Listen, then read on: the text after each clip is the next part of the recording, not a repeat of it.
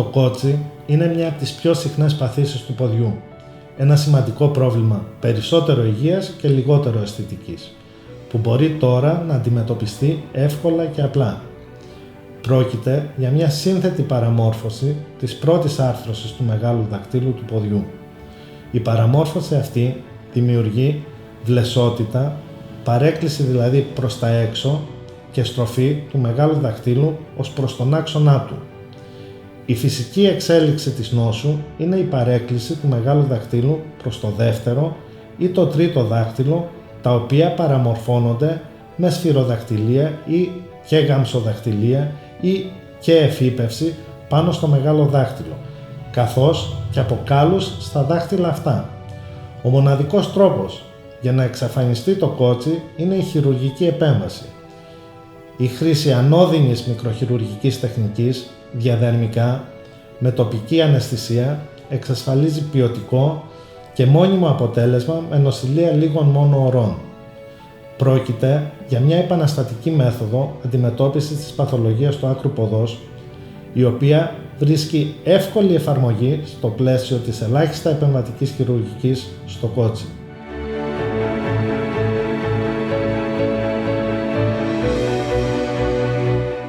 Όπως ανέφερα, για τη νέα αυτή τεχνική δεν χρειάζεται καν να γίνει εισαγωγή του ασθενού στο νοσοκομείο. Η όλη διαδικασία γίνεται με τοπική αναισθησία, με αποκλεισμό των νεύρων του ποδιού, ankle block, υπερσφύριος αναισθησία, χωρίς ίσχυμη περίδεση και με τομές που δεν ξεπερνούν τα 2 με 3 χιλιοστά. Πρέπει να γίνεται από εξειδικευμένους χειρουργούς και καλά εξοικειωμένους με τη χειρουργική τεχνική αυτή.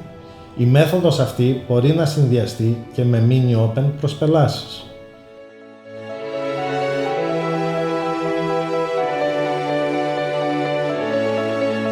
Η αποκατάσταση με τη χρήση της διαδερμικής μικροχειρουργικής τεχνικής εξασφαλίζει μεγάλη επιτυχία και μια σειρά από πλεονεκτήματα. Γίνεται με τοπική αναισθησία, ankle block ή υπερσφύριος αναισθησία. Διαρκεί 20 λεπτά, είναι ανώδυνη μέθοδος.